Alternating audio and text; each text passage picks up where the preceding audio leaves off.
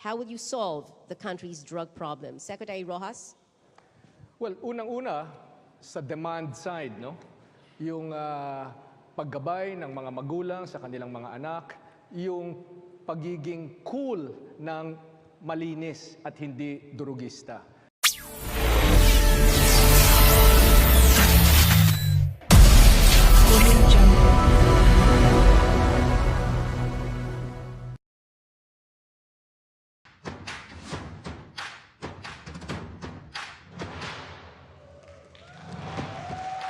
Rafi Alunan, a two-time cabinet member.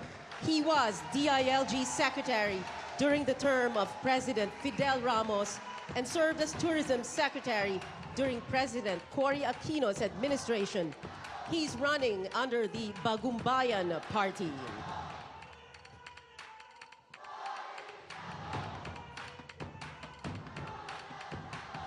Neri Colmenares, a former Bayan Muna party list representative and the only senatorial candidate of the Makabayan Coalition. The former congressman is also a human rights lawyer.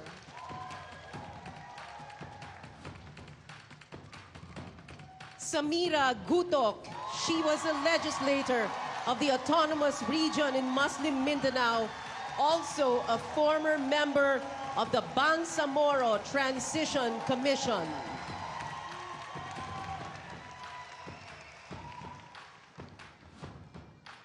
Florin Hilbay, a former Solicitor General who served from 2014 to 2016. He is running under Acción Democrático. He was part of the team that led the country's case against China over the disputed territories before a UN-backed arbitral court in The Hague in 2012.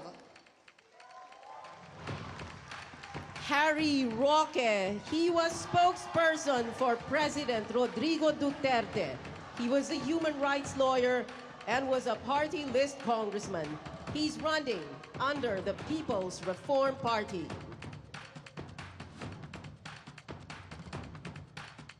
Mar Rojas,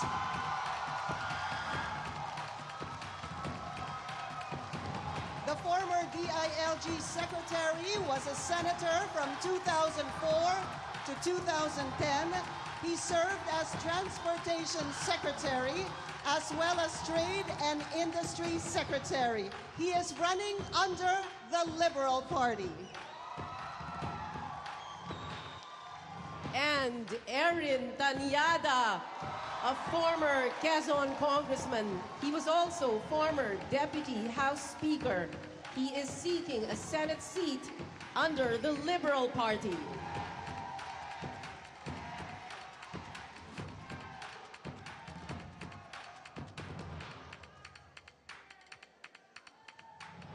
Good afternoon, ladies and gentlemen. Good afternoon, Ateneo de Manila. I'm Pia Ontiveros.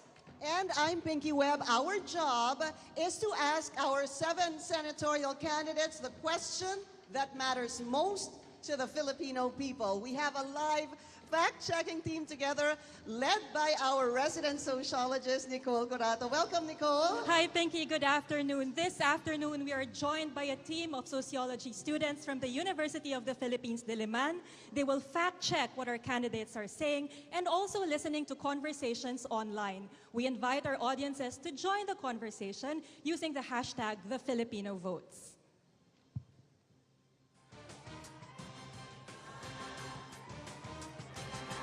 Again, welcome to our candidates today. Please take your seats, sirs and ma'am. A reminder just for you, you have 1 minute and 30 seconds to answer questions. You will hear a sound to remind you that you have 10 seconds left, and then there will be another sound to remind you that your time is up. We have monitors right in front of you to help you keep track of the time. However, you are welcome to go straight to the point and keep your answers brief, which will then give us more time for more questions and I suppose make you sound and look so much better. We also have our yes or no portions where you have your yes or no, the signboards right beside you. when we ask a question later, we will say this is a yes or no question, and then you will just hold the signboard up. So I guess they Yeah. should choose the signboard to their left. To their left, Okay. to your left, okay? And wag po mangongopya ng sagot. All right, well, let's begin with our first question, which will serve as your opening statement. What have you done to serve the Filipino people? Candidates, you will be answering in alphabetical order. Let's start with you, sir, Secretary Rafi Alunan. In the 7 years that I served in government, I fought terrorism, I fought criminality, I fought poverty, I fought rebellion, and I supported the policies that focused on reform, especially social reform. Malawak po ang aking karanasan pagdating ho sa tourism development, sa governance, sa national security at international relations. At malawak din ang aking kakayahan pagdating po sa pagsugpo ng katiwalian, ng korupsyon, ng kriminalidad, ng rebellion at terorismo. Yan po ang aking ginawa nung ako'y naglingkod sa bayan, sa pamilyang Pilipino from 1989 to 1996. Thank you, Secretary Alunan. Congressman Colmenares, sir. Ako po'y naging congressman, ako po'y naging human rights lawyer, at isa rin pong aktivista sa mahabang panahon. Nangangalampag po ako sa mga issue katulad ng mga ginawa ko noon sa Kongreso, pag-file ng mga bill laban sa mataas na presyo, mga bills na nagpapataas ng pensyon, mga bills na nagpapataas ng sweldo. May mga batas po akong naipasa, katulad ng pagpataas ng pensyon, 2,000 piso dagdag sa SSS pension, at ilalaban ko rin po yan kung palarin sa Senado. Ako po'y sa mahabang panahon naging involved as a human rights lawyer sa mga laban ng mamamayan. Kakampi po nila ako sa Kongreso sa mahabang panahon, at sa mahabang panahon din yon, ako po'y hindi kinikitaan ng pagbitiw sa prinsipyo ng mamamayang Pilipino. Hindi na dungisan ng anumang bahid ng korupsyon o kriminalidad o ano pa mang gawain ng mga public officials na nakakasama sa bayan. Ito po ang aking naging track record sa Kongreso bilang congressman at bilang human rights lawyer at bilang aktivista. Aminin ko po, aktivista ako, pero kailangan po ang aktivista para mga lampag doon sa Kongreso at kailangan panahon ngayon ng isang aktivista at makabayan doon sa Senado. Maraming salamat po. All right, up next, Ma'am Samira Gutok. Yes. Go ahead, ma'am. Samira Gutok po ay isang co-drafter ng BOL na pinasa ngayon ng Monday by 1.2 million votes. So isa po tayong drafter ng BOL, isa pong ina, isa pong Rana Rescue Team worker dahil po sa humanitarian crisis natin sa Marawi siege that displaced almost 500,000 people of Lanao del Sur and Marawi City. Isa po tayo naging mambabatas ng Autonomous Region where we pushed for FOI and Education Act, and we also pushed as a BTC Commissioner the rights of Christians and the rights of IPs to live in harmony sa Bangsamoro population. Samira Gutok po, isang ina, isang survivor, at sana po isusulong ang tahanang mapayapa. Thank you, ma'am. Let's hear from Florine Hilbay. My entire professional life has been lived in service of the nation. In 1999, I ranked first in the bar examinations. I could have gone to a private law office. Instead, nagtrabaho po ako bilang isang guro sa Universidad ng Pilipinas. 18 taon po akong nagserbisyo bilang isang guro para sa mga magpapalayang abogado sa ating bayan. Nagtrabaho din po ako kasama ni Senador Salonga. Sinamahan ko po siya sa Bantay, Katarungan. In 2013, I was appointed as Senior State Solicitor. I argued before the Supreme Court, the RH law, and we won. As Solicitor General, nabawi po natin ang 71 bilyon ng coconut levy funds na nasa kabada po ng ating bayan. As Solicitor General, I stood as agent and counsel to the Republic in Philippines versus China, a case that we won. After 2016, bumalik po ako sa Universidad ng Pilipinas bilang maging isang guro muli. Ngunit maraming hamon na nagpalabas sa akin sa universidad. I am a non-politician running for public office. I am Florin Pilo Kilbay. Thank you, sir. All right, let's now hear from Harry Roque. Well, ako po si Harry Roque. Gaya po ni Florin, nagturo rin po ako ng batas sa pamantasan ng Pilipinas ng 15 taon. Ginamit po natin ang batas para baguhin ang lipunan. No? Ginamit po natin ang Supreme Court para makakuha ng mga orders na nadedeklara sa naunang State of National Emergency na dineklara na labag sa saligang batas. Ang kauna-unahang writ of amparo po para sa mamamahayag, tayo pong nakakuha. Isa sa pinakaunang writ of kalikasan para protektahan ang Boracay, napanalo rin natin sa Korte Suprema. Naging mambabatas po ako at I'm very proud of the fact that although I served only for 19 years in Congress, I passed many of the major legislation that was enacted by the 17th Congress. Panguna na po rito ang universal health care, ang libreng paggamot at libreng gamot, which was House Bill 23, the very first bill that I filed on the very first day and hour of Congress. Kasama din po dyan ang libreng irigasyon at kasama rin po dyan ang libreng tanghalian sa mga nagugutom na kabataan. Kasama rin po ako sa nagsulong sa libreng tuition para sa state universities and colleges at sa libreng wifi.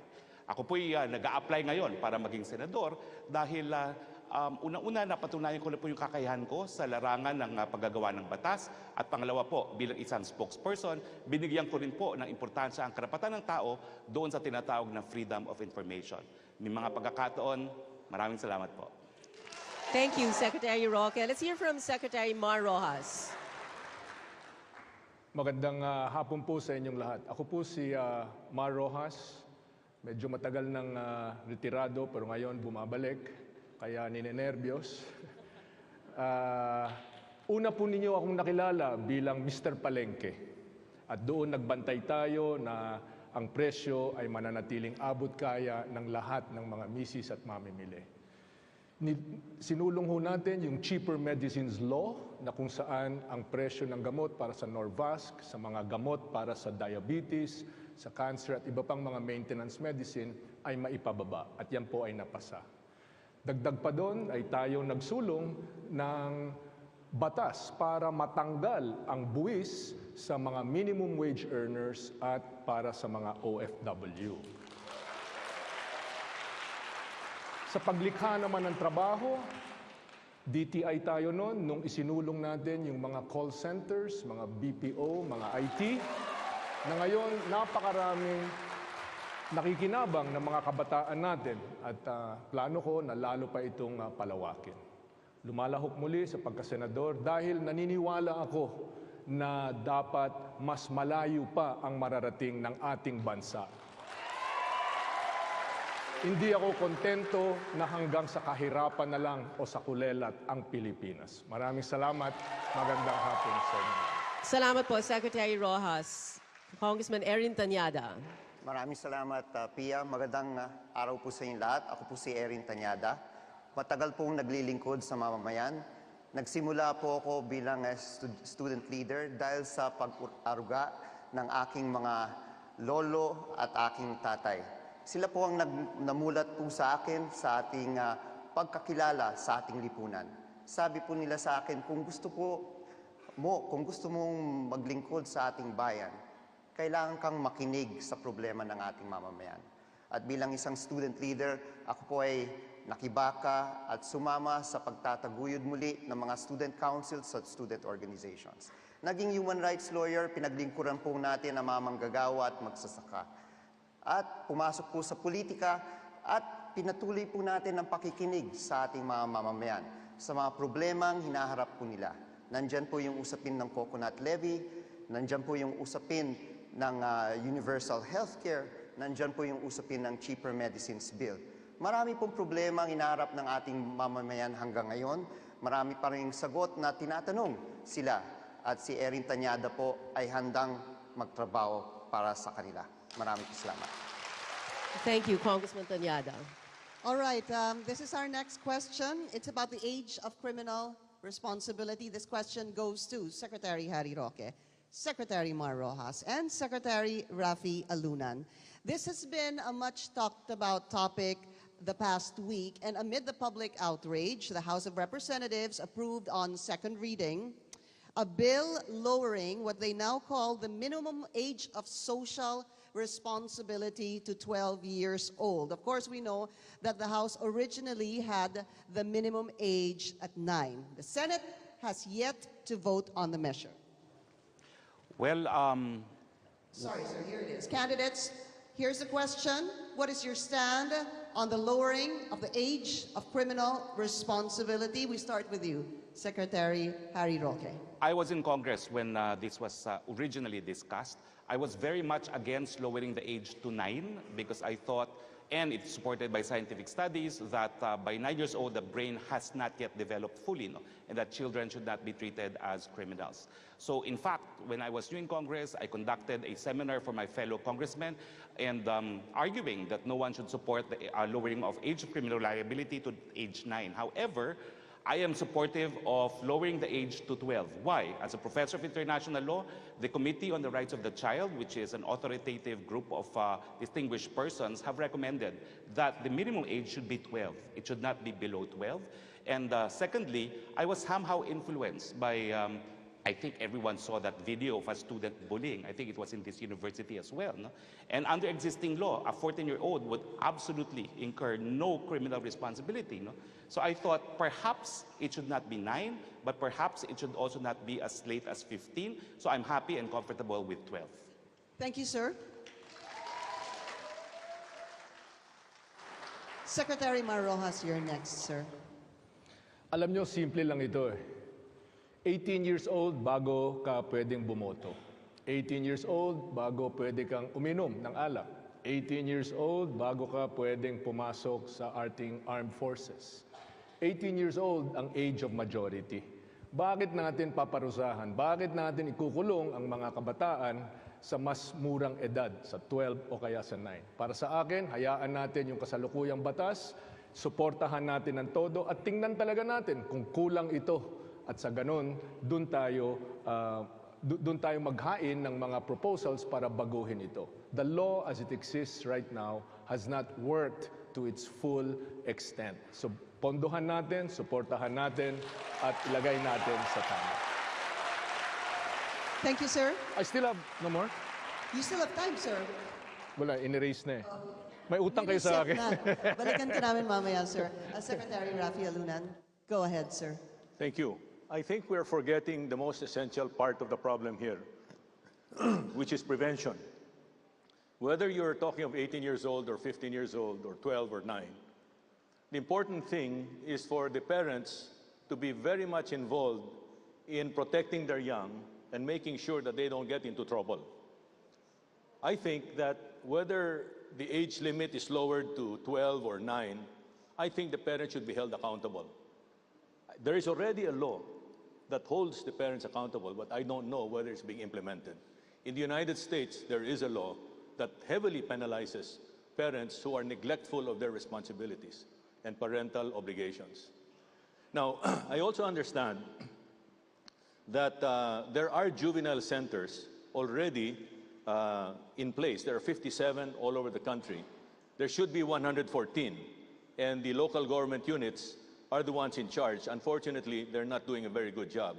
And I think this is a good opportunity for civil society to come in and help their governments, because in so doing, they'll help themselves, and they'll help the youth at risk and in conflict. I helped Balay Pag-asa, a juvenile center in La Salle, Bacolod, which was set up by Brother Gus Boquer and Danding Cojuangco. And I think we should do that all over the country, civil society and government working together. Salamat po. Maraming So salamat. the law is enough. That's what they're saying. Secretary Rafi All right. Alunan. From the minimum age of criminal responsibility, we'll talk about this next question. This is a yes or no question. Please get your signboards beside you to your left. The one to your left, gentlemen. We and asked this lady. during our last senatorial forum. Do you support reimposing the death penalty for drug-related crimes? Yes or no? Yes for Secretary Alunan, no. And no for everyone else. No for everybody else. Drug-related crimes, yes. All right. 1 Sayang, wala tayong versus explanation time. 6. No explanation. And of course, we are also monitoring reactions and questions from social media. We will be asking those questions later on in the program. When we return, a question on the administration's controversial war on drugs. You're watching a CNN Philippines special presentation, our second senatorial forum for this election season.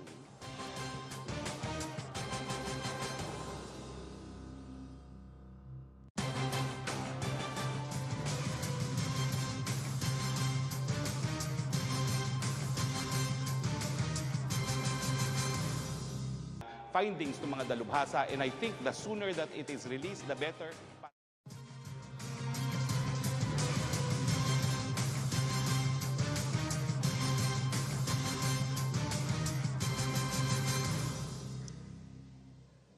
We are live from the Hyundai Hall of the Ateneo de Manila University. Welcome back to the second CNN Philippines Senatorial Forum.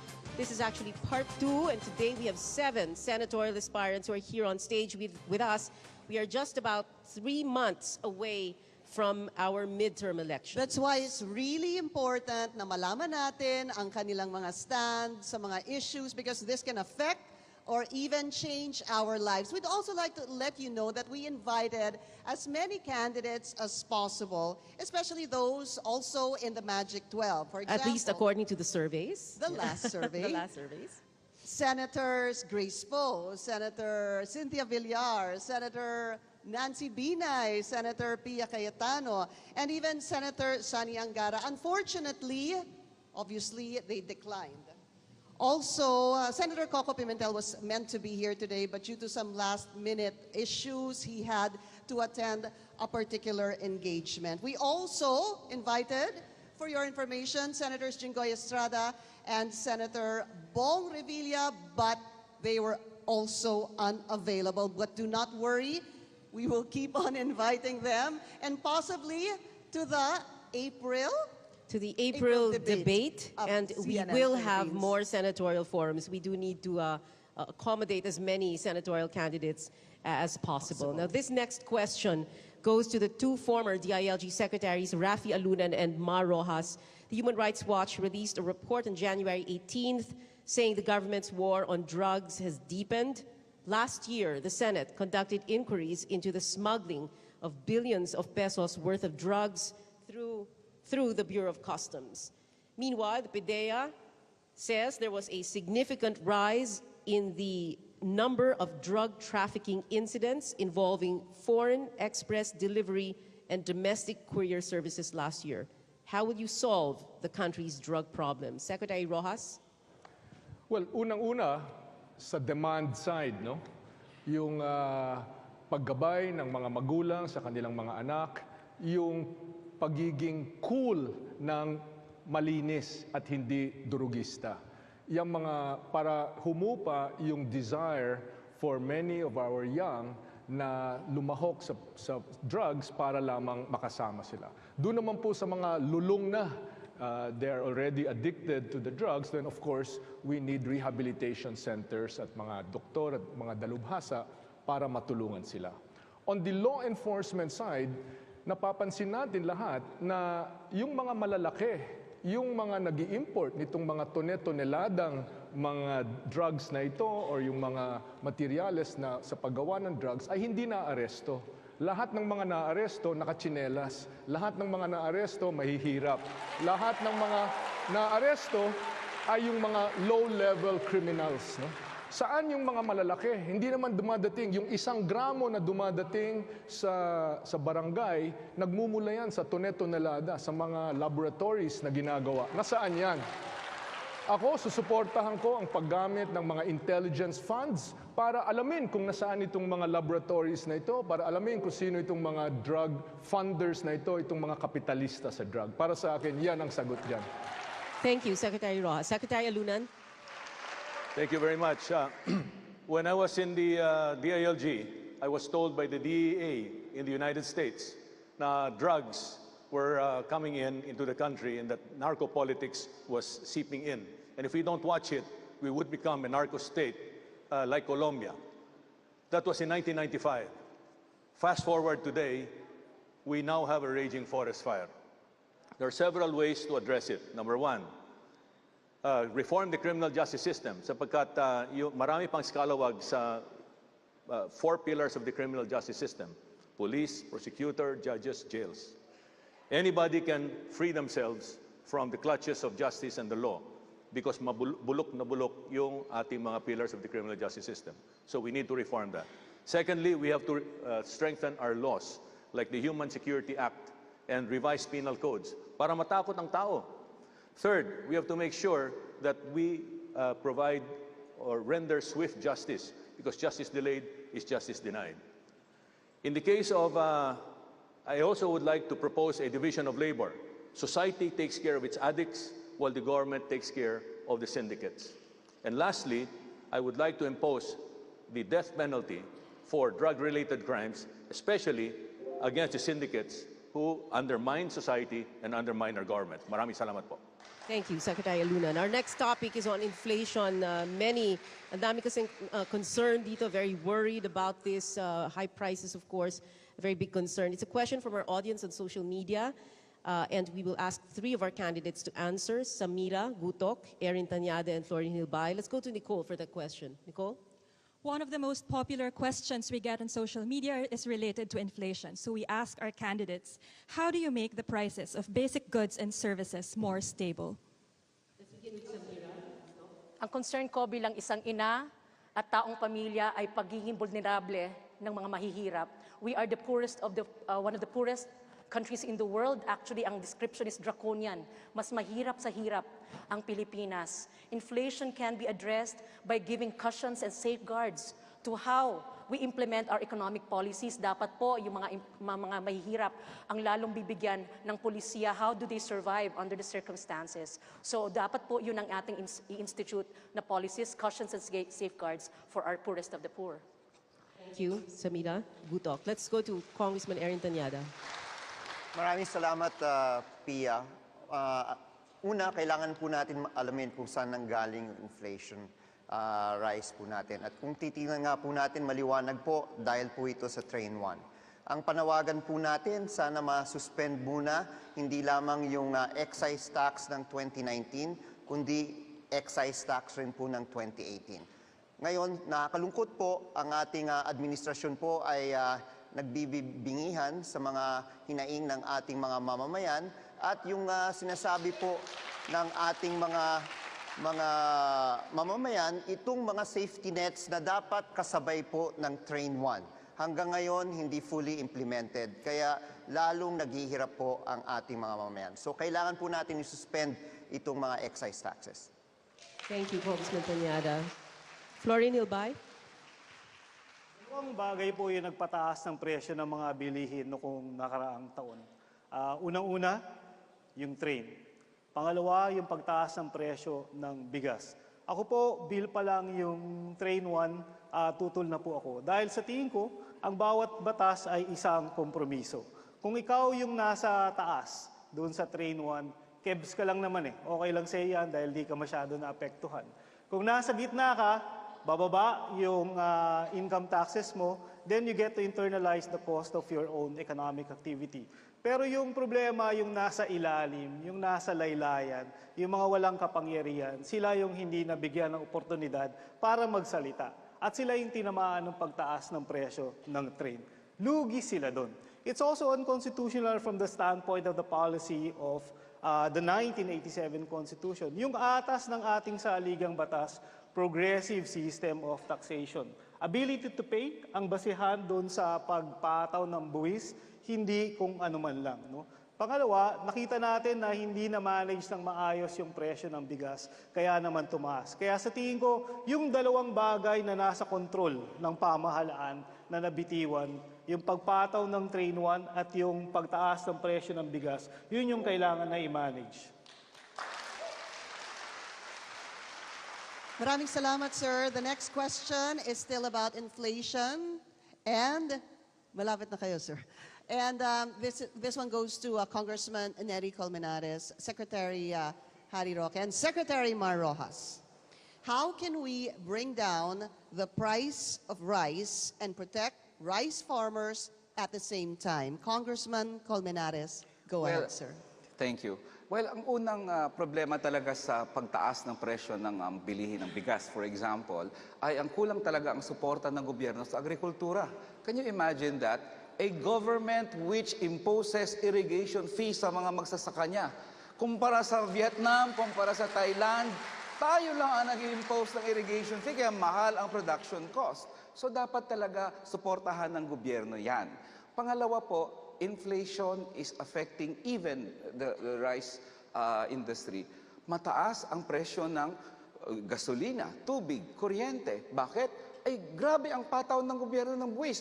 Saan ka nakakita ng bansa talagang halos itatax lahat ng inflationary products? Kuryente, tubig, langis. Pag tinaasan mo yan ng tax, tataas lang lahat ng presyo ng bilihin. Kaya ang mga magsasaka natin, pag transport mo pa lang ng iyong, ang iyong produkto, lugi ka na. Kaya, siyempre, sabihin nila, mas mura sa Vietnam, mas mura sa Thailand.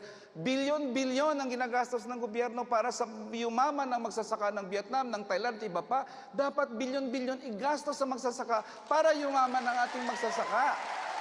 Yun po ang problema dito. At secondly, maraming kartel po dyan sa rice industry. Dapat tigilan ng kartel na nagmamanipulate para itaas ang presyo ng bigas at mga bilihin. Salamat po. Secretary Harry Roque. Natin ngayon yung bagong panukalang batas na yung tinatawag na rice tarification. Importante po na mapababa ang presyo ng bigas dahil yan po ay malapit sa ating sitmura. At sa tingin ko po, kung kulang talaga ating produksyon ng bigas, tayo kumalap sa ibang mga bansa. Pero importante rin na yung papel din ng NFA, ipagpatuloy natin. Sa proseso na nagkakaroon ng stockpile ng NFA, dapat kung anong dapat na presyong ibigay sa ating mga lokal na mga magsasaka, ibigay na natin. Binabayaran naman natin ang mga dayuhang mga magsasaka. So kung ano yung bayad natin sa kanila, ibigay na rin natin sa mga lokal na mga magsasaka yung ganung presyo na pinambibili natin. Pangalawa, importante pong labanan pa rin ang korupsyon dyan sa NFA. Alam po natin, kaya tayo nagka-problema dahil sa issue ng korupsyon. Kinakailangan po mapanagot yung mga hindi bumili ng mga panahon na dapat sila bumili ng bigas. At importante yung mga maparusahan, yung mga nagkalap ng bigas na hindi naman nakarating sa taong bayan. Sa akin, it's still about the rule of law. It's still about enforcing our laws against graft and corruption. Kaya po nagkulang bigas, nagkaroon ng korupsyon dyan sa NFA. Secretary Mar Rojas, sir. Pinky, I feel very strongly about this. Alam niyo po, sa larangan ng bigas, unang-una, nakakadismaya na ang ating pera pupunta pa sa Thailand, sa ibang mga bansa para makakain lamang tayo. Samantalang may mga magsasakang Pilipino na kaya naman nilang i-produce yung pangangailangan natin. Ang average harvest, ang average yield sa Pilipinas is 4 tons per hectare. Ito nagagawa at magagawang 6 to 8 tons per hectare. Ibig sabihin, dodoble ang kanilang kita kahit hindi pa lumaki yung lupain na sinasaka nila. Ito nagagawa na, you know where? Negros Occidental, isang probinsya na kilalang kilala para sa tubo. Ngayon, they have 30,000 hectares averaging 6 tons per hectare and going to 8 tons per hectare. Certified seeds, ang importante, tulong sa mga magsasaka at murang pautang para hindi sila baon sa utang. Hindi pa nila naitatanim yung kanilang sasakahin, naiutang at nabenta na nila. Pangalawa, post-harvest facilities. DA natin mismo nagsasabi, 25% ng inaning palay hindi nako-convert into rice dahil purol yung treasure, dahil binibilad sa kalye. So we can improve, we can double the income of the farmers and as well as increase it by 30%. Thank you. Secretary Rojas. We have another yes or no question. Get your Candidates, please signboards prepare ready. your signboards. Should Congress compel President Duterte to make his medical records public, whether or not it is a serious illness, as the Constitution says? Yes or no? Yes. Yes. Everybody, okay. No from Rafi Alunan and Harry Roque. Okay. Wow, the audience reaction, huh?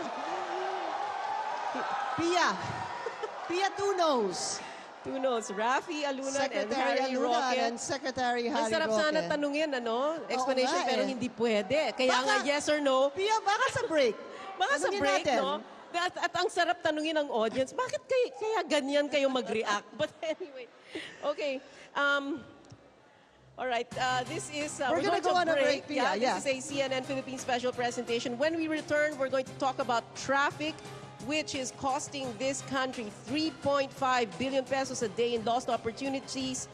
The challenge now is to how to make creative use of our time when we are stuck in traffic, And Pinky. the thing is, if this is not addressed, this is going to cost us 5.4 billion pesos a day by 2035. So, you want to find out their answers? We'll be back after this break.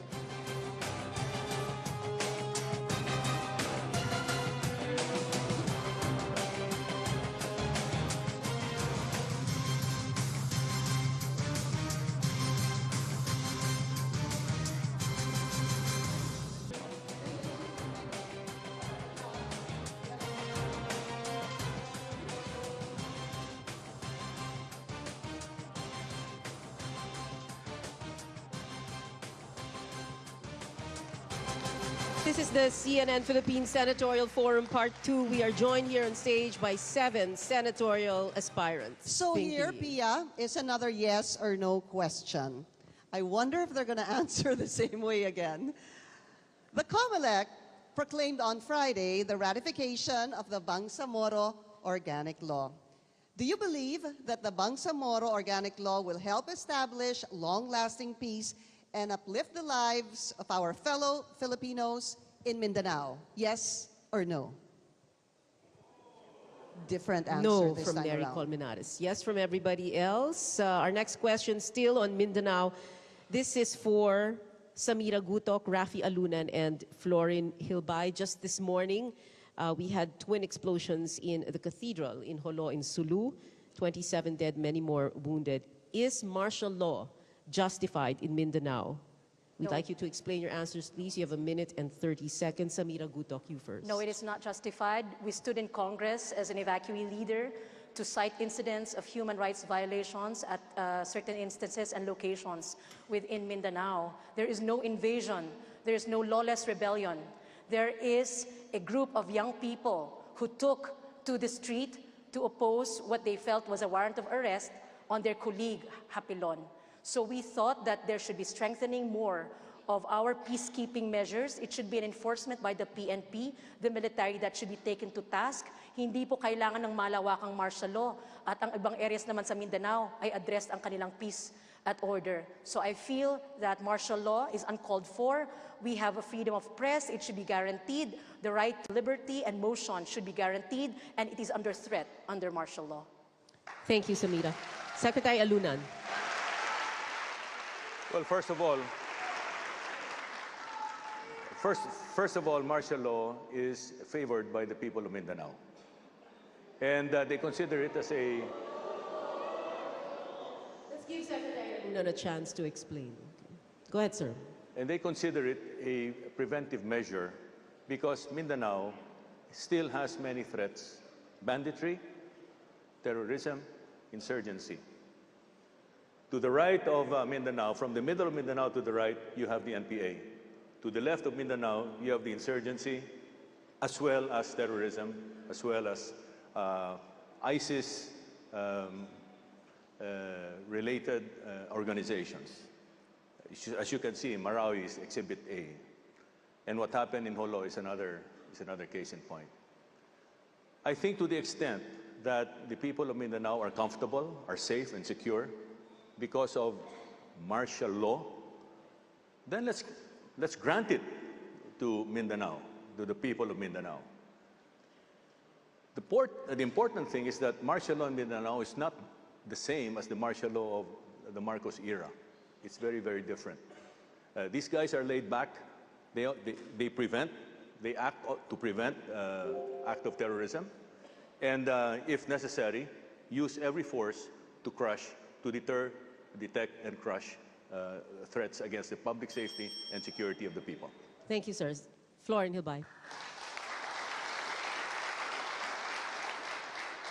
Ang ating presidente at kahit sinong presidente ay may kontrol sa sandatahang lakas natin at kayang rumisponde sa kahit anong problema nang hindi nagdedeklara ng martial law. Si President Erap, pinasok niya ang Camp Abu Bakar, nagsampa ba siya, nagdeklara ba siya ng batas militar? Hindi. Si Presidente Aquino, Zamboanga Siege, Sulu Siege, nagdeklara ba siya ng batas militar? Hindi. No?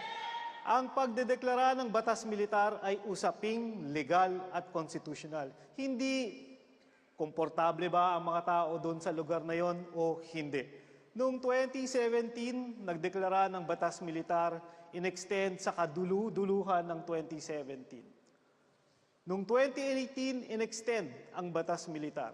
Kahit na sinabi na tapos na ang giyera, nagsampa kami ng kaso sa Korte Suprema, tinanong ang the Armed Forces of the Philippines, do you need martial law? Ang sabi ng AFP, we don't need martial law. Sa harap ng mga miyembro ng Korte Suprema, hindi natin kailangan ng batas militar. And it doesn't demean the power of the President to use the Armed Forces of the Philippines. Walang kinalaman sa solusyon ang problema. Yun ang problema natin. Thank you, Flor Nilbay. Our next question is for Nery Colmenares, Harry Roque, and Erin Tanyada. You did answer this a while ago, sir. Napaka-importante para sa mga manggagawa nitong tanong na to. But it's a question from the Kilusang Mayo Uno, which they emailed to us. Ano po ang tindig ng mga senatoriable sa pagkakaroon ng national minimum wage? Congressman Colmenares, you go first, sir. Nag-file na po kami ng isang national minimum wage bill sa ilang termino ko sa Kongreso. Bakit? Dapat po may minimum wage, itaas ang sahod. Walang question dyan. 537 pesos sa NCR, saan ka pupulutin nun? But more than that, dapat dapat pantay ang sahod sa buong bansa. Bakit? Ang presyo ba dito ng kung anong bilihin dyan sa SM North o sa Ayala, magkaiba sa presyo ng SM North o Ayala sa ibang probinsya. Mataas pa nga minsan ang gasolina doon. The inflation rate in many regions are practically higher, if not the same, ng NCR. So bakit mas mataas ang sahod sa NCR, mababa ang sa probinsya? Dapat po pantay-pantay patas ang sahod sa National Minimum Wage Law. At hindi kami sang-ayon sa regionalization ng wages. Ang hirap ng buhay sa probinsya, bibigyan mo lang. Ilocos is one of the lowest. In fact, parang 300 plus pesos ang minimum wage sa Ilocos. Sa ibang probinsya sa Bicol o sa Mindanao, all these talk about mas mababa dapat ang sahod sa mga probinsya. Hindi po kami sang-ayon yan. At isa yan sa mga ifa-file kong bill. Kung sakaling pala rin ako sa Senado, isang wage national, pantay-pantay, mataas sa buong bansa. Ano po yung amount? Very quickly, sir. What amount are you thinking of? Well, ang aming proposal sa bill is 750 pesos minimum wage per day po. Secretary Harry Roque, you're up, sir. Well, pabor din po ako sa isang national minimum wage. No? Naniniwala po ako na unang-una, ang papel ng ng ating gobyerno ay para pangalagaan talaga ang manggagawa. Tapos na po yung mga panahon na iniisip natin na pareho po ang lagay ng mga manggagawa at mga employers. Nakasaad na po sa desisyon ng Korte Suprema na talagang hindi sila po magiging pantay at sa ating saligang batas talagang papanig po ang gobyerno para sa mga manggagawa. So ang importante po, malaman natin kung anong tamang minimum wage na hindi naman po makakaapekto doon sa mga namumuhunan at ang importante rin po, siguraduhin natin na yung inflation o yung pagtaas ng presyo ay pantay-pantay sa buong Pilipinas. Thank you. Congressman Erin Tanyada. Maraming salamat, Pinky. Kagaya na sinabi ko kanina, I'm in favor of a review of the wage structure in our country. Dahil alam naman po natin, pag tumaas ang presyo ng langis, nationwide. Pag tumaas ang presyo ng bigas, nationwide. Kapag tumaas ang presyo ng kuryente, kung minsan mas mahal pa sa probinsya kaysa Metro Manila. Hindi naman nag-iiba ang pagtaas ng presyo ng langis kung ikaw ay nasa Region 6, Region 5, o Region 9. lahat po yan epektado ng pagtaas ng presyo ng mga bilihin. Kaya importanteng tignan po natin kung makatarungan pa ba ang paggamit ng Regional Wage Board sa pagtakta ng minimum wage. Sa tingin ko po, hindi na makatarungan yan at kailangan po natin buksan ang pag-uusap tungkol dito para mahanap po natin ang disenteng sweldo para sa lahat. Alright. Matutuwa sila sa sagot ng tatlong senatorial candidates natin. Thank you, gentlemen. Another yes or no question. Candidates, and this is on divorce. Should divorce be legal on grounds of abuse or irreconcilable differences? Yes or no? Yes for everyone. Unanimous. Finally. Next, we're going to ask our senatorial candidates about data privacy that's been in the news a lot these last few weeks. And of course, you can join our conversation through Facebook and Twitter. Just use the hashtag #TheFilipinoVotes. We will be right back. Stay tuned.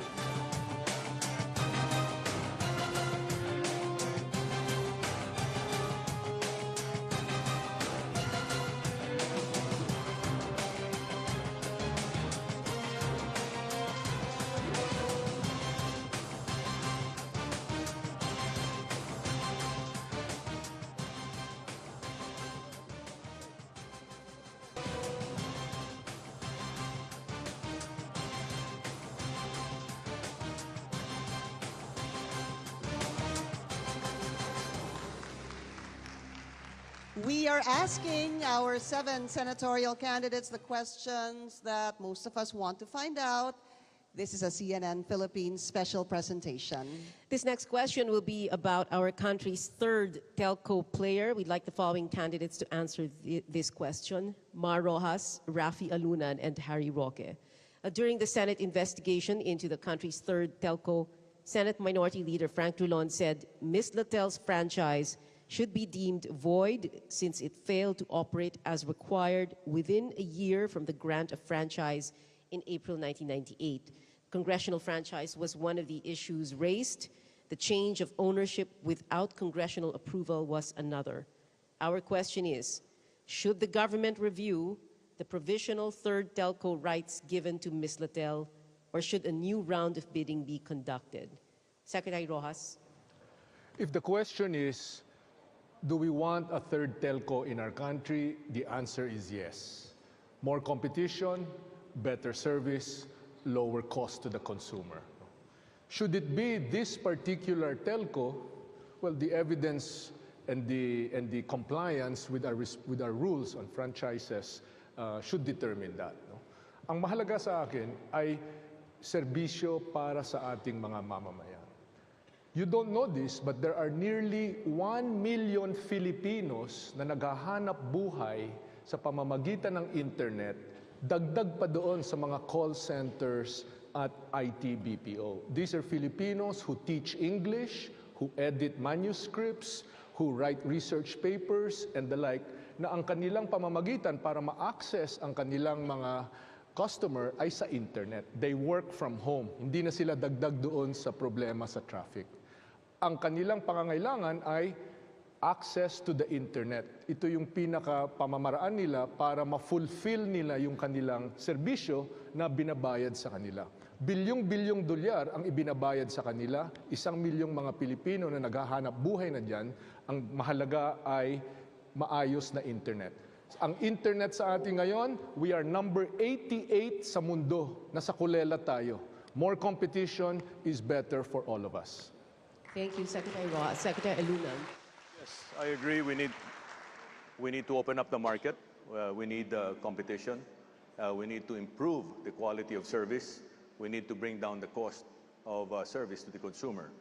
As has been said already, we're paying very high prices for very poor service. So a third telco is necessary. But whether it is this telco or not depends on the rules. Did they meet the criteria? If they didn't meet the criteria, then it should be reviewed. And if they still won't meet the criteria, then it should be rebided. Thank you, Secretary Alunan. Secretary Roque. Well, importante po ang third telco Dahil sawang-sawa na tayo sa hindi nakakarinigan na tawagan, sawang-sawa na tayo sa bigla na lang napuputol, pagdating ng 3 minutes nawawala na, at sawang-sawa na po tayo sa kabila ng palpak na serbisyo ng dalawang telcos natin, napakataas naman ang ating binabayaran. No? Kinakailangan din natin mas mabilis at mas reliable na internet service. Kaya nga po, pabor na pabor ako na magkaroon ng telco. Now, siyempre po, dahil nais natin magkaroon ng mas mabuting telco service provider, importante na pumili tayo ng pangatlong telco na may kakayahan na magbigay ng mas mabuting serbisyo.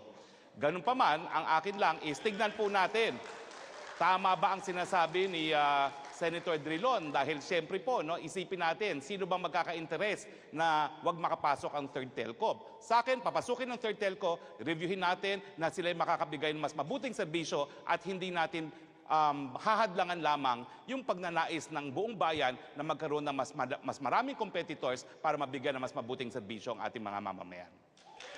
Thank you, Secretary Roque.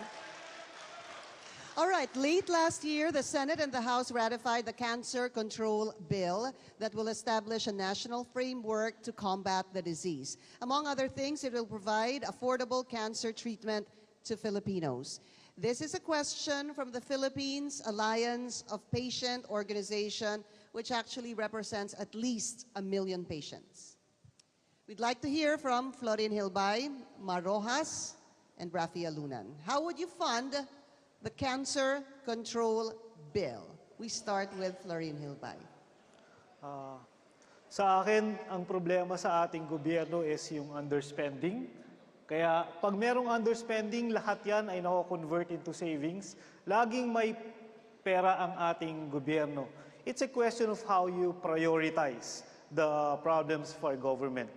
Ang amin pong pamilya ay nagkaroon ng problema sa cancer noong mga nakaraang taon. It's very corrosive dun sa environment ng family. It's very emotionally draining. I cannot imagine kung gaano katindi yung nararamdaman ng iba't ibang pamilya na dumadaan at may dumadaan sa cancer, pati yung kanilang kaibigan, pati yung kanilang mga kamag-anak. It's a necessity. We don't need to think about where to fund it. The government should find it regardless. Thank you. Thank you, sir. Secretary Mar Rojas, go ahead, sir. Ang cancer ay isang sakit na pamilyar ako. Namatay ang dad ko sa cancer, namatay ang kapatid ko na si Dinggoy sa cancer. At doon nagsimula yung aking pagtutok sa cheaper medicines dahil nakita ko kung gaano kamahal magkasakit dito sa ating bansa. Nagawa na natin yan sa cheaper medicines. No? May magagawa pa tayo dito sa cancer bill. Unang-una, saan tayo kukuha ng pera? Dito sa buwis mula sa tabako at saka sa alak. Diyan tayo pwede kumuha ng pera. Pangalawa, dapat gamitin ng gobyerno yung kanyang kapangyarihan, yung kanyang buying power to purchase at lower prices. Alam natin lahat yan. Kahit yung pinakamusmus na bata, alam nila yan. Mas mura kung maramihan kaysa sa kakaunti na o tingi na pagbili. Ang gobyerno natin pwedeng gamitin tulad ng ginagawa sa India, tulad ng ginagawa sa Canada, sa Australia, sa iba pang mga bansa where there's a nationalized health system, ang gobyerno magsasabi, bibili kami ng 1 million doses nito or 1 million tablets na yon. So ngayon, international na ang bidding dyan, bakbakan sa presyo, bababa ang presyo, at sa ganon, dekalidad ang matatanggap natin. Let's hear from Secretary Alunan. Thank you. Nasa budgeting yan eh. We should give health costs, healthcare, universal healthcare, priority sa budgeting. Just like, for example, science and technology, meron tayong batas to provide 1 or 2% per GDP, but hindi na natutupad yon. We should do the same for universal healthcare and focus on the top 10 diseases, to include cancer, diabetes, etc. But in addition to that, I think we need to also lower the cost of medicines and generate more professionals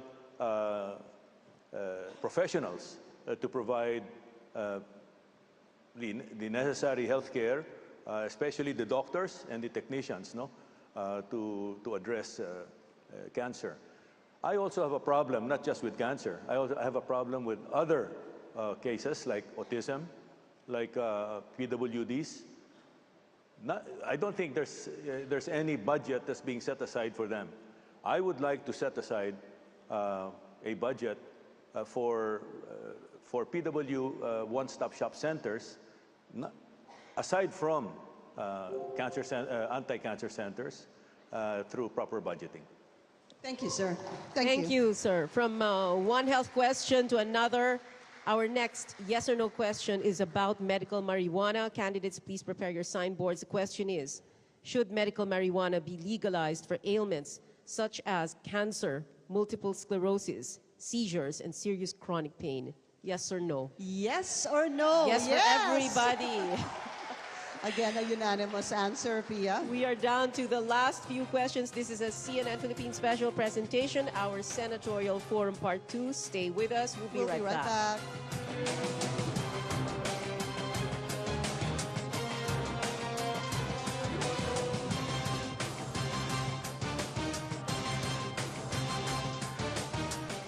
We are live at the Ateneo de Manila University with 7 senatorial candidates who want to serve in the 18th Congress. Thank you, candidates, for joining us today. We move on to the issue of data privacy. Maraming balita tungkol dyan. Too many people know too much about us, and it's not because of oversharing on social media, I suppose. Let's have Nery Colmenares, Erin Tanyada, and Harry Roque answer this question.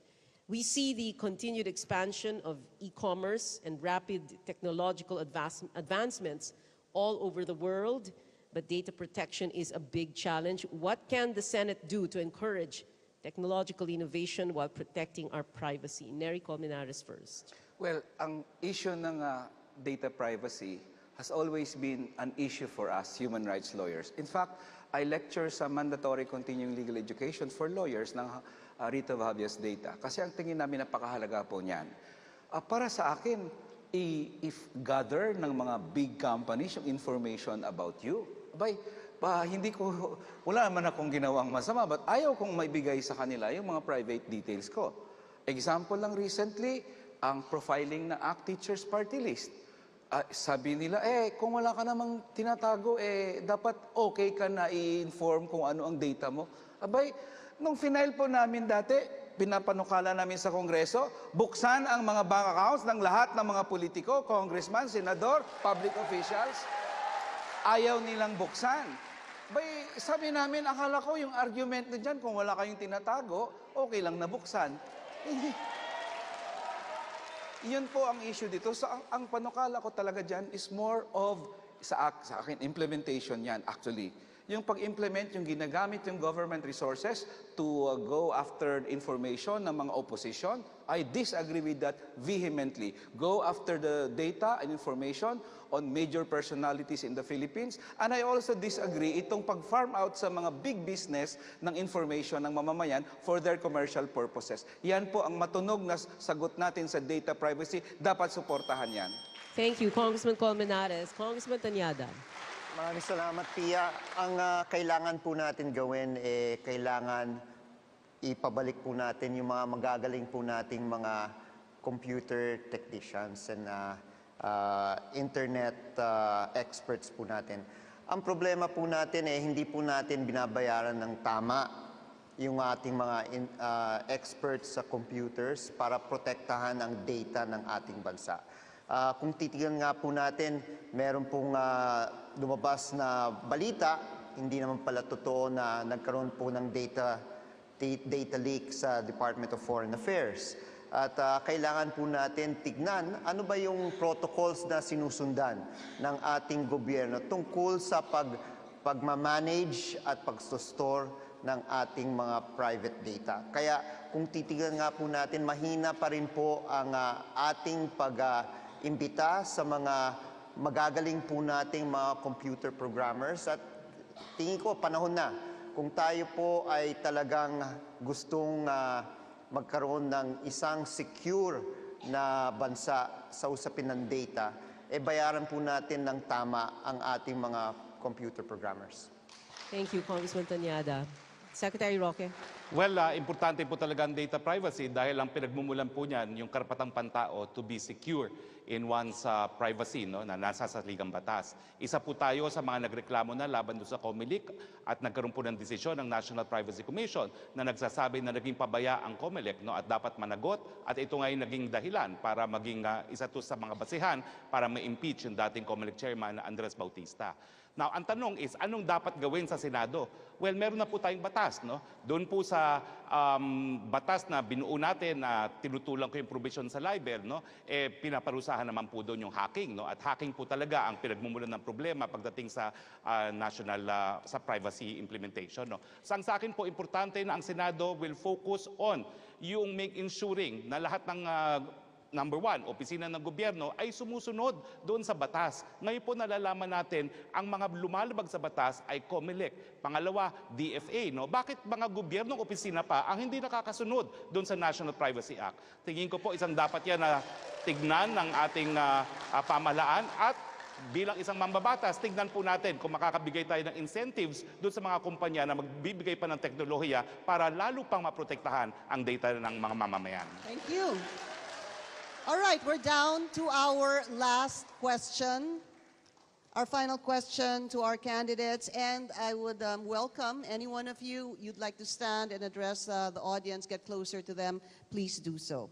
The question is, if successful in the midterm elections, what would be your priority legislation? This time, we're going to start with Congressman Erin Tanyada down the line. Congressman, you go first. Maraming salamat, Pinky, at sa CNN sa pagkakataon na binigay po ninyo sa akin. Ang unang importanteng kailangan bigyan ng pansin at kung ako ay papalarin na maging senador, ay usapin ng sweldo. Dahil alam nga po natin, tumataas po ang presyo ng mga bilihin sa ating bansa at itong usapin ng sweldo ang isang susi kung paano haharapin ng ating mga manggagawa at empleyado itong pagtaas ng presyo ng mga bilihin. Ang tanong, makatarungan pa ba ang ginagamit na regional wage boards sa pagtakda ng sweldo dito sa ating bansa? Sinabi ko nga kanina, pag tumaas po ang presyo ng langis, nationwide. Kapag tumaas po ang presyo ng bigas, nationwide. Kapag tumaas po ang presyo ng kuryente, kung minsan mas mahal po ang presyo ng kuryente sa probinsya kaysa sa Metro Manila. And yet, kung titignan nga po natin, ang minimum wage po dito sa Metro Manila ay mas mataas sa iba't ibang mga region. Kung bibigyan po tayo ng pagkakataon, sisilipin po natin, malay ba ho natin, itong usapin ng minimum wage ay pwedeng maging susi rin sa problema ng trapiko dito sa ating bansa. Dahil kung pantay-pantay na po ang sweldo sa buong Pilipinas, marami pong masusolusyonan ito. That's Congressman Erin Tanyada. Maraming salamat, sir. Next, let's go to Secretary Mar Rojas. Magandang hapon at maraming salamat muli sa inyong lahat. No? Malinaw sa akin yung misyon na tatahakin ko. Tutulong sa pagpapalago ng ekonomiya. Dito nakasandal ang lahat ng pamilyang Pilipino. Unang-una, i-repeal ko. Hahain ako ng panukala para ma-repeal ang probisyon sa paglalagay ng buwis sa produktong petrolyo na nakapaloob sa Train 1 at Train 2. Simpleng-simple lang po yan. Alam natin na domino effect yan. Pag nagmahal ang transportasyon, nagmamahal lahat ng pangunahing bilihin.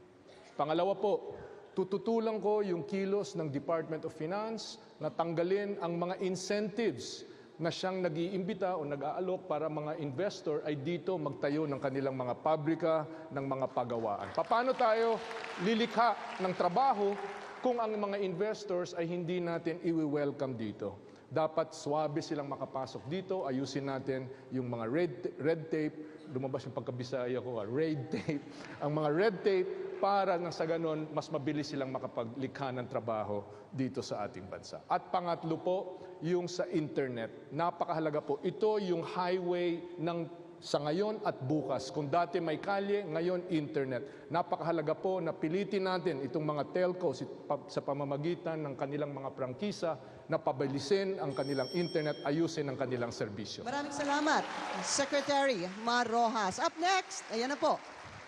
Secretary Harry Roque, go ahead. Maraming salamat po sa CNN, no? At nagkaroon tayo ng ganitong pagpupulong. Importante po na malaman ng taong bayan kung ano talaga ang mga posisyon ng mga kandidato sa mga importanteng issue na humaharap sa atin. Anong gagawin natin? Unang-una po, bagamat 16 na buwan lang tayo nanilbihan sa Kongreso, sisiguraduhin po natin yung mga nais sa batas natin ay mapatupad ng tama. Nandyan po yung universal healthcare, libreng paggamot at paggamot sa kauna-unahang pagkakataon ng ating kasaysayan. Importante po, gamitin ang oversight function ng Senado para masiguro na ang korupsyon ay hindi maging hadlang para magkaroon ng libreng paggamot at paggamot ang lahat. Importante rin po na bantayan yung implementasyon ng ating sinulong na batas na libreng tanghalian sa ating mga kabataan, no? At saka libreng irigasyon. Yung libreng tanghalian po, hayaan nyo po ngayon, hindi lahat ng kabataan ay napapakain. Yung mga nagugutom lamang. Pero susubukan po natin, palawakin pang programang ito pag tayo nakarating ng sulado, dapat lahat ng estudyante sa elementarya kasama ang high school magkaroon po ng libreng tanghalian. Nandyan din po yung irigasyon. Ang problema po, bagamat libre na po ang irigasyon, ang kailangan po, doblehin po natin ang irigasyon pa sa bayang ito. Pag ako po'y nandun na sa Senado, unang ipa-file natin, zero hunger bill. Dapat wala nang nagugutom sa Pilipinas sa loob ng 10 taon. Salamat po. Thank you, Secretary Harry Roque. Florine Hilbay, you're up next. Ang pinapangako ko po sa inyo pag ako'y naging senador, you will have a statesman, not a crass politician. You will have a statesman who will try to unite and not divide. You will have a statesman who will try to uplift the lives of Filipinos and not demean their status. Ako po ay isang batang tundo. Ang nanay ko po ay isang graduate ng grade 6 at dating kasambahay. Naiisip ko po, ang pinakasimpleng batas na pwedeng nating ipasa ay 4Ps. Na pangmalawakan, para hindi lamang sa mahirap, kundi para sa nakagraduate, para sa mga walang trabaho. Kaya ang sinasabi ko po, ang 4Ps ay pilo para sa pamilyang Pilipino. Nakikita ko po ang estado ng mga taga-Tondo, yan ang estado ng karamihan sa ating mga mamamayan. Kung ikaw ay nakalubog sa putik ng kahirapan, hindi ka makagalaw. Kailangan kang iangat ng kaunti ng ating pamahalaan. At yun, ang trabaho ng ating pamahalaan, ang magbukas ng oportunidad, magbukas ng mga pintuan para sa mga nasa laylayan. Kung nanay ko po pwedeng tumakbong senador, siya dapat ang tumakbo dahil magiging magaling siyang senador. Ngunit hindi po niya kayang tumakbo, kaya ako na lang po ang tatakbo para sa kanya. Salamat po. Thank you, Florine Hilbay. Samira Guto. Inspiration. Inspiration does not only come from leaderships. Inspiration and motivation does not only come from political people or leaders or those elected. Mine is an acceptance that we, the people, we, yung mga maliliit at inechepwera ng ating lipunan, ay kasama po. Paano po? Peace education starts from the primary level where young children learn to accept that they can make things change. They can accept other tribal peoples as their classmates. They can actually read books that make of history, that they're not just about our Catholic nation, but also of our ethnicities and various identities of 7,100 islands. Peace education makes us appreciate the diversity of our country. Iba-ibang tao, iba't ibang kulay. Ang sabi ni Pocahontas, you think the only people who are people who look and think like you. But if you walk the footsteps of a stranger, you'll learn things you never knew. You'll never know. Peace education. Peace education guarantees children against bullying. Peace education guarantees a population not sleeping against rape jokes by some of our elites.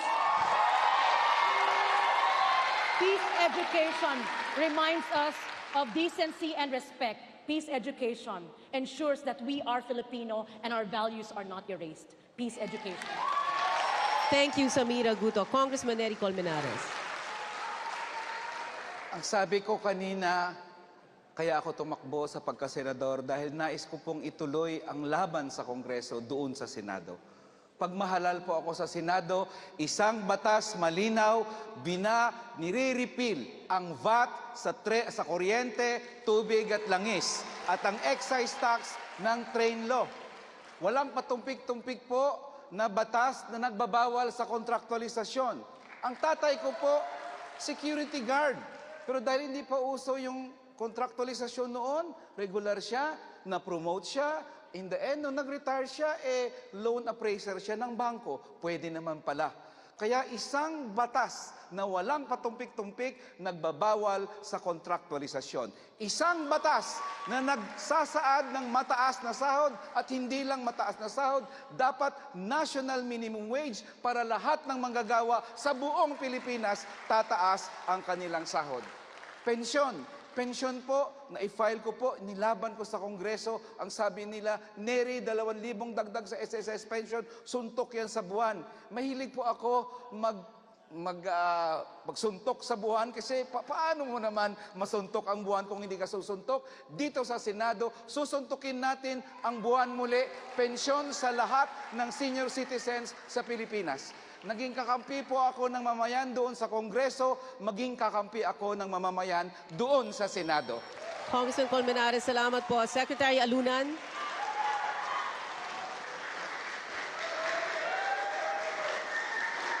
The question is, what would I do when I reach the Senate? What would be the first bill that I would file?